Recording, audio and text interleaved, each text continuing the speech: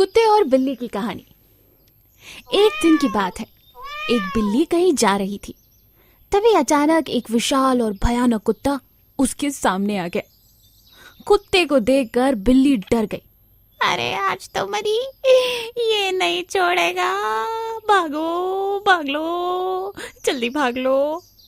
कुत्ते और बिल्ली की तो जन्मजात बैर है।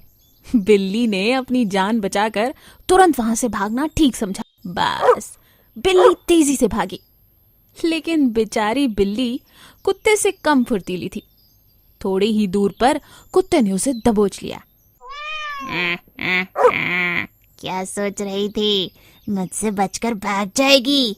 आज मैं तुझे नहीं छोड़ूंगा।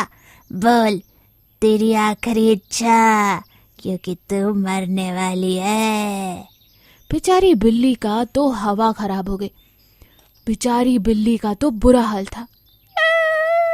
आज मुझे कोई नहीं बचा सकता, मौत मेरे सामने है।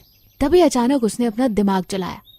उसने कुत्ते से कहा, कुत्ते भैया एक काम करो, मुझे ना छोड़ दो। अगर तुम मुझे छोड़ोगे तो मैं तुम्हें जिंदगी भर खाना ला के दूंगी। सोचो, मुझे मार के तो तुम सिर्फ आज अपनी पेट भर सकते हो, लेकिन अगर मुझे छोड़ दोगे तो मैं हमेशा तुम्हारे भोजन का इंतजाम करूंगी। तुम्हें कभी मेहनत करने की जरूरत नहीं होगी। सोच लो, फायदे का सौदा है। बिल्ली ने अपनी बातों में कुत्ते को बहला लिया। कुत्ते ने सोचा, बात तो ये सही कह रही है। आखिर कब तक मैं यूं भाग भाग कर शिकार करता रहूंगा? अगर कोई मेरे लिए भोजन लाए तो इससे बेहतर क्या होगा। कुत्ता बिल्ली की बातों में आ गया। उसने कहा, ठीक है, मैं तुम्हें छोड़ रहा हूँ, लेकिन ध्यान रखना, अगर तुमने मुझे धोखा दिया तो अंजाम खतरनाक होगा। मेरी मजाल, आपको धोखा दूं? आप मेरी जिंदगी बख्श रहे हैं, मैं आपका ये एहसान कभी नहीं भूलूंगी। बस ये बोलकर कुत्ते ने बिल्ली को छोड़ दिया। अगले ही दिन से बिल्ली ने कुत्ते के भोजन का इंतजाम करना शुरू कर दिया। वो जो भी खाती उससे पहले कुत्ते के भोजन का इंतजाम करती। सुबह शाम का भोजन अब बिल्ली ही कुत्ते के लिए ला रही थी। कुत्ता मजे में था, आराम से बैठा हुआ बस खाता रहता था। ना तो कहीं शिकार बजाता था और ना ही कोई भागा दौड़ी हो रही थी। जिंदगी चैन से कट रही थी। कुछ महीने यूं ही बीत गए। एक दिन कुत्ता बिल्ली के आने का इंतजार कर रहा था। बिल्ली आई नहीं। कुत्ता भूख के मारे तिलमिला उठा। कहाँ चली गई ये? आज तो मैं इसे छोड़ूंगा नहीं। मेरा भोजन लाने का समय हो गया है और ये गायब है। अभी ढूंढ के बताता हूँ ये कहाँ गई। ये सोचकर कुत्ता निकल जाता है बिल्ली की तलाश में। थोड़ी ही दूर 4-5 गली छोड़कर उसे बिल्ली नजर आती है, जो आराम से भोजन कर रही थी। उसको देखकर कुत्ते को बहुत गुस्सा आती है। तेरी इतनी मजाल कि तुम मेरे भोजन से पहले अपने भोजन के बारे में सोचे। तूने वादा किया था और आज तूने वो वादा तोड़ दिया है। तूने मुझे धोखा दिया है। मेरा भोजन कहाँ है? बिल्ली ने जैसे ही कुत्ते को देखा, भोजन चट किया और वहां से भाग निकली। कुत्ते ने भी तेजी से दौड़ लगाई, लेकिन अब बिल्ली कुत्ते से ज्यादा फुर्तीली हो चुकी थी, क्योंकि इतने महीने बैठकर खाने की वजह से कुत्ता मोटा हो गया था और आलसी भी।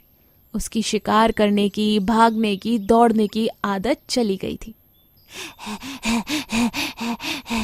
ये बिल्ली, ये तो बहुत तेज दौड़ने लगी है। मैं इसे नहीं पकड़ सकता। ये बोलकर कुत्ता थक गया और वहीं रुक गया। बिल्ली आराम से निकल गई और उसके बाद उसने कभी कुत्ते के भोजन का कोई इंतजाम नहीं किया। तो देखा आपने, ज्यादा दिन किसी और पर निर्भर रहना कितना हानिकारक है।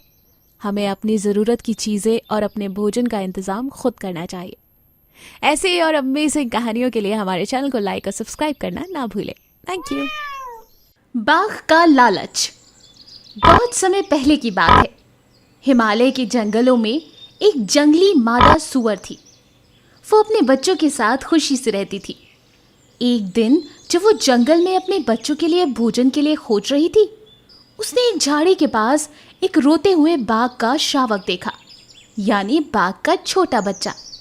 बच्चे की माँ का कहीं निशान नहीं मिल रहा था। उसने सोचा, लगता है बाघिन को किसी शिकारी ने मार दिया है। माँ सूअर को शेर के छोटे बच्चे को देखकर दया आ गई।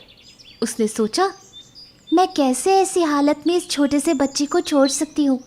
आखिर मैं एक माँ हूँ। मेरे जाने के बाद इस छोटे बच्चे को कोई पक्का खा जाएगा। माँ सूअर ने उस शेर के बच्चे को भी अपने पास ही रख लिया और उसकी देखभाल शुरू कर दी। और बाघ का बच्चा भी सूअर के परिवार का सदस्य बन गया। बाघ का छोटा बच्चा और सूअर के बच्चे एक साथ खेलते, एक साथ घूमने जाते, एक साथ ही सो जाते। दिन बीतते गए। एक दिन माँ सूअर की मौत हो गई। तब तक शेर का बच्चा पूरी तरह से विकसित हो चुका था और एक बड़ा शेर बन चुका था। और सूअर के बच्चे भी काफी बड़े हो गए थे और काफी मोटे ताजे भी थे। बाघ की आदत है कि वो मांस पर ही जीवित रहता है।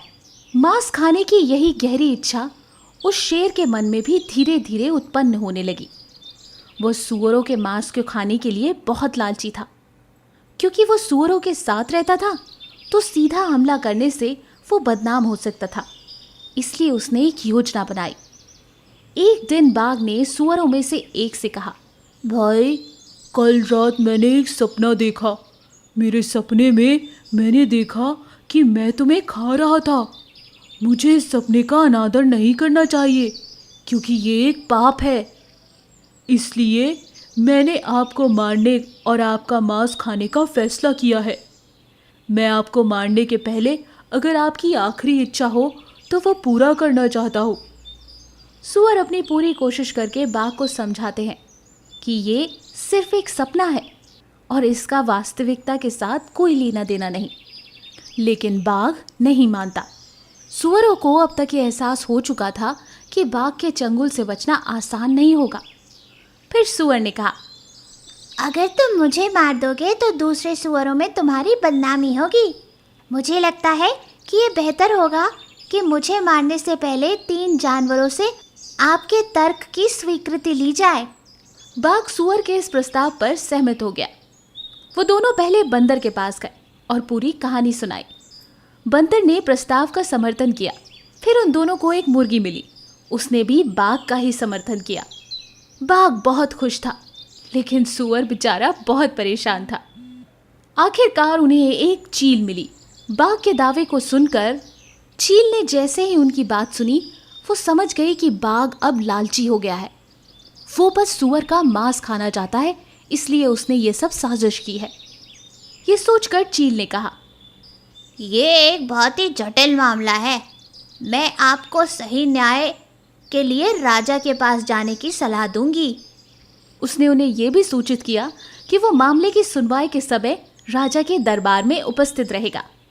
बाघ और सूअर अदालत में राजा के समक्ष पेश हुए और पूरा मामला उन्हें बताया। सूअर ने राजा को एक गवाह पेश करने के लिए कहा और फिर राजा ने उन्हें थोड़ी देर के लिए प्रतीक्षा करने के लिए कहा और खुद शाही काम में लग गए। तभी अचानक चील राजा के दरबार में जमीन पर गिर गया और पूरी हर्ष और उल्लास से नृत्य करने लगा। यह देखकर राजा को बहुत क्रोध आया। उन्होंने अदालत में दुर्व्यवहार करने के लिए चील को चेतावनी दी। चील ने राजा से प्रार्थना की कि उसे अपने व्यवहार के लिए माफ किया जाए। मेरे प्रभु, मुझे माफ कीजिए। मैं अदालत की छत पर इंतजार करते करते सो गया था। चील ने बहुत डरते डरते कहा, उस समय मैंने एक सपना देखा, लेकिन मुझे इसे बयान करने में बहुत डर लग रहा है। राजा को बहुत गुस्सा आया। उसने आज्ञा दी कि तुम तुरंत अपना सपना बताओ। राजा साहब, मेरे सपने में मैंने देखा कि मैंने एक राजकुमारी से शादी की थी। ये कहकर चील ने राजा से कहा, अब क्योंकि मैंने ये बात सपने में देख ही ली है, तो कृपया कर किसी भी राजकुमारी से मेरी शादी कराकर मुझे और मेरे सपने को पूरा कीजिए। राजा बहुत क्रोधित हो गया।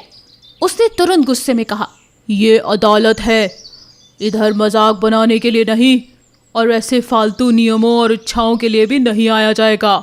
ये एक सपने के आधार पर किसी प्रस्ताव को रखना उचित नहीं। एक सपना है और वास्तविकता का उसके साथ कोई लेना देना नहीं। मौका पाते ही चील ने तुरंत राजा से कहा, अगर ये सच है तो फिर कैसे बाघ अपने सपने के बल पर बेचारे सूअर को मारकर उसका मांस खाने की बात कर रहा है? राजा चील की दलील सुनकर एकदम निशब्द रह गए। बात बिल्कुल सही थी। सपने के आधार पर किसी की जिंदगी खत्म कर देना ये वाकई उचित नहीं था। राजा ने अपना आखिरी न्याय सुनाया। उन्होंने बाघ को अपना सपना पूरा करने के लिए साफ मना कर दिया और ये भी निर्देश दिया गया कि बाघ और सूअर जंगल में अलग अलग रहेंगे।